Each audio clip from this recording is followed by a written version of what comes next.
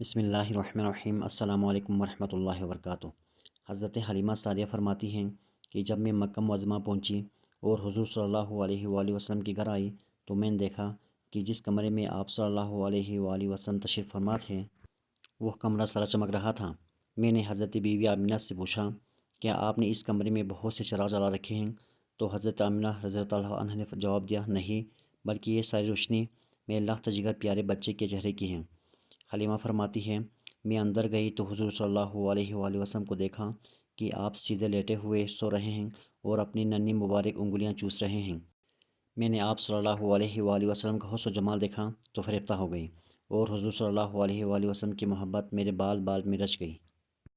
پھر میں حضور صلی اللہ علیہ وآلہ وسلم کی سر انور مبارک کے پاس بیٹھ گئی اور حضور صلی اللہ علیہ وآلہ وسلم کو اٹھا کر اپنے سینے سے لگانے کے لیے ہاتھ بڑھایا تو حضور صلی اللہ علیہ وآلہ وسلم نے اپنے چشمان مبارک کھول دیں اور مجھے دیکھ کر مسکرانے لگے۔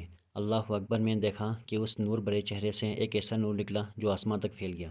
پھر میں نے حضور صلی اللہ علیہ وآلہ وسلم کو اٹھا کر بہت پیار کیا۔ پھر حضور صلی اللہ علیہ وآلہ وسلم کو واپس لے کر چلنے لگے تو حضرت ابوالمطلب نے زاد راہ کے لیے کچھ دینا چاہا تو میں نے کہا، حضور صلی اللہ علیہ وآلہ وسلم کو پالنے کے بعد اب مجھے کسی چیز کی ضرورت نہیں۔